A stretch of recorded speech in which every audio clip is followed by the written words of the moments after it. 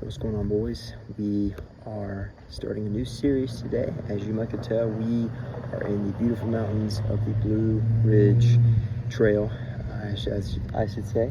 We are at the top, or on the Grandfather Mountain here in western North Carolina, and I thought that would be a great time to start a new series and share what I feel that God has been calling me to.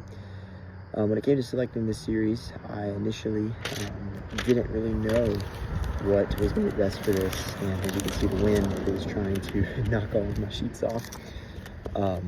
And I decided here just a little while ago, after sitting in the van talking with my brothers, my Blue Ridge team, and I would like to read through the book of James for the next couple of days. So I'm going to read James chapter 1 today, and we are going to just talk about what James is doing and how I think it applies to my life.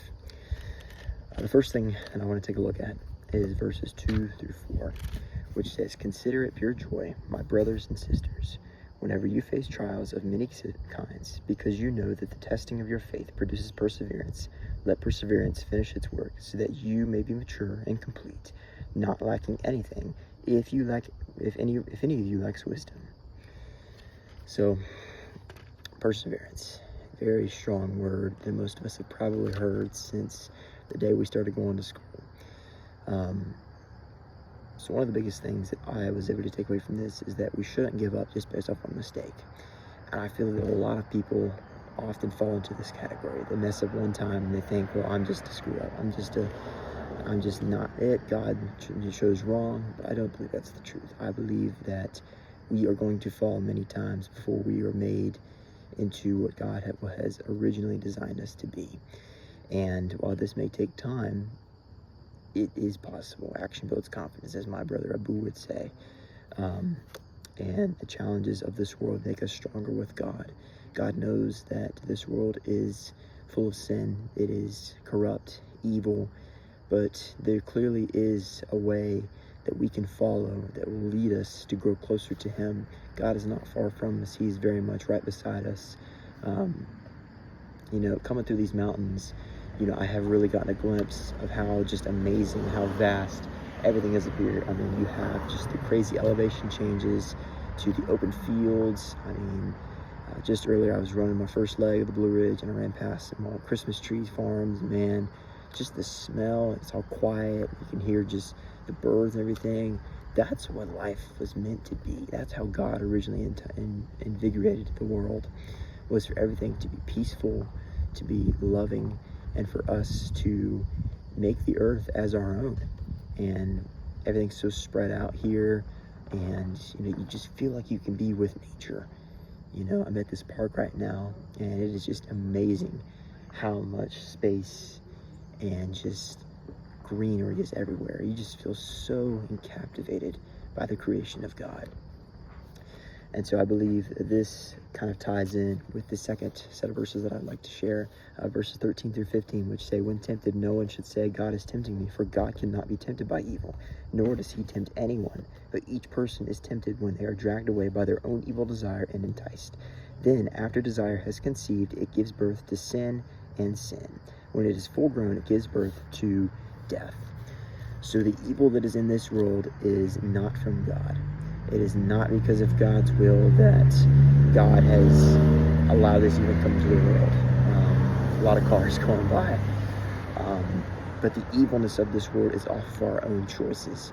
We are given the ability to have free will, which gives us the option to choose if we want to accept God or choose our own ways of life. And what we come to realize is that when we choose our own ways, we fail and we fall apart, and we don't know how to get back up. But that's where God comes in, and He doesn't say, "You messed up, don't talk to me." No, He says, "Hey," He says, "Come to me. Let me purify you. Let me make you right. And let me show you the way that you need to go." Your mistakes are because of your own actions. Do not blame God. Ask for forgiveness and clarity. Ask Him to forgive you. Say, "God, please forgive me for what I've done. Forgive me for the things that I've said, for the things that I've committed, for the things that I've thought, the things that I may have physically done, for the anger I may have given onto somebody." And ask for clarity. Say, "God, show me what I need to do. Show me how I need to approach that person. Show me how I can be a better man or better woman, better husband, better wife, better leader, better friend. Because that's what we need to be doing, encouraging one another. And so this leads to the last thing. The last thing I'd like to read is verses 22 through 25, which says, "Do not merely listen to the word and so deceive yourselves.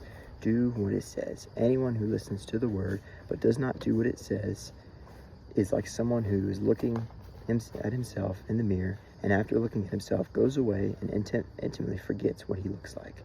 But whoever looks intently into the perfect law and gives freedom and continues into it, not forgetting what they have heard but doing it, they will be blessed in what they do." So actions speak louder than words. So we hear so many things in this world, and I myself think that this is a very powerful verse that I definitely need to keep reminding myself of daily. I read scripture, but there are times when I read it and I forget it. And I believe that this isn't something that I personally struggle with. I think that it's something that a lot of people struggle with, but I'm not going to say, well, if other people struggle with it, then it's okay if I struggle with it. No, I think that it is a issue that needs to be addressed. I need to be the one to say, you know what, this is a problem. I need to fix this. I need to be different. I need to be the man that God has called me to be. You know, it says, don't just merely listen to the words, do it.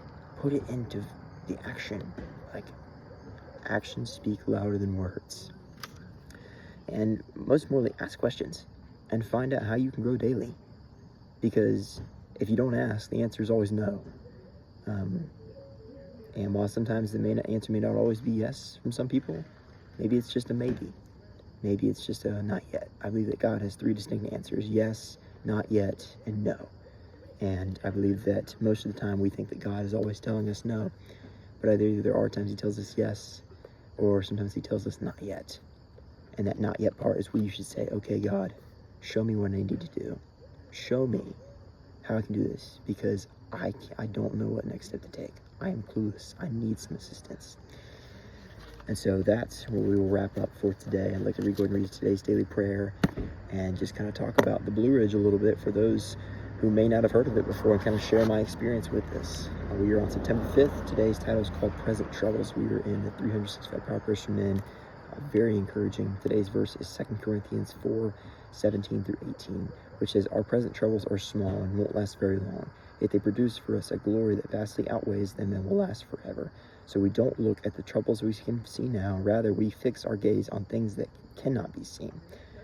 Lord, help me to fix my gaze upon you. I know that this life has troubles. You never promised it wouldn't. In fact, you said it wouldn't be difficult in a full trial.